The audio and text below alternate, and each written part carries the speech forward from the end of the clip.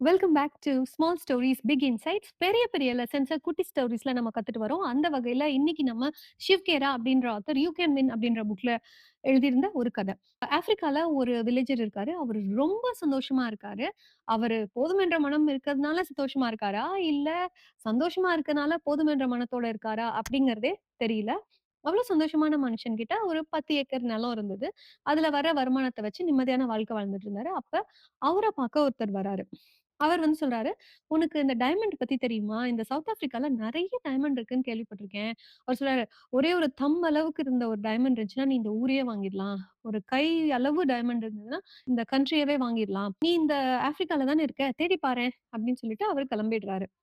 அந்த அன்னைக்கு வில்லேஜர்னால தூங்கவே முடியல. ஏன்னா, பேராசை அவர தொற்றிக் கொண்டது.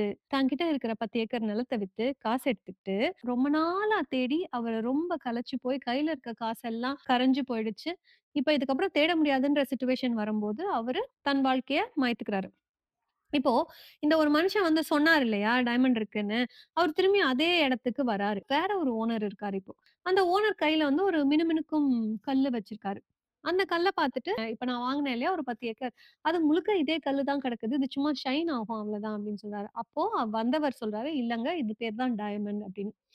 அப்போ இந்த டயமண்ட் தான் இடத்துல தான் இருக்குங்கிறத உணராத முதல் மனுஷன், இத வித்துட்டு போயி இன்னொரு இடத்துல இருக்குமோ அப்படின்னு நம்பி போய் தேட ஆரம்பிக்கிறாரு. இந்த கதையிலருந்து நம்ம என்ன கத்துக்கணும்னா, "the grass is greener always on the other side. Attitude is everything." பார்வைக்கு அடுத்த பொருள் நல்லதா தெரியும். ஆனா, நம்மகிட்ட இருக்கிற பொருளோட மதிப்பு, நம்மளோட மதிப்பு தெரியும்போது தான், நம்மளோட வாழ்க்கையோட உண்மையான இந்த ஆட்டிட்யூட் பத்தி முழுசா பார்க்கறதுக்கு கீழ லிங்க் கிளிக் பண்ணுங்க.